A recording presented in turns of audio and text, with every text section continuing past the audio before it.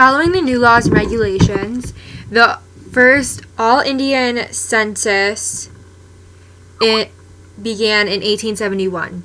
The point of this was to gather more information so the British could enhance their power.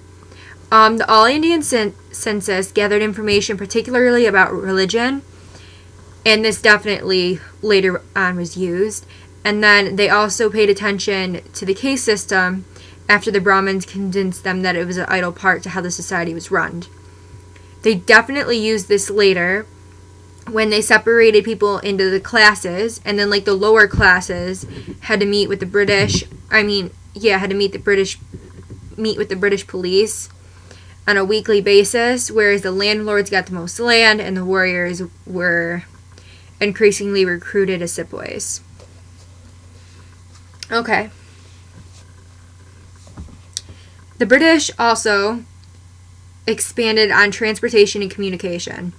This affected the Indians in many different ways, but the focus wasn't to do anything to the Indians, it was more to reach the British goals, which were to transport goods faster as well as troops. Okay.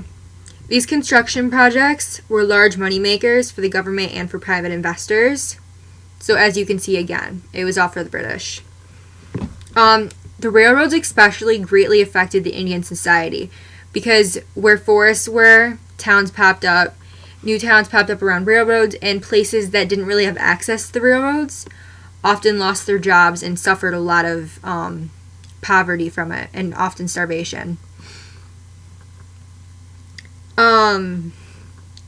As the transportation grew, so did India's demand for cheap manufactured goods, and because of this, Indians that often did other things, like they hand-built stuff and that kind of thing, they weren't able to do that anymore, so many peasants defaulted to growing cash crops, and a lot of times they couldn't make enough money just with the cash crops, so they ended up having to,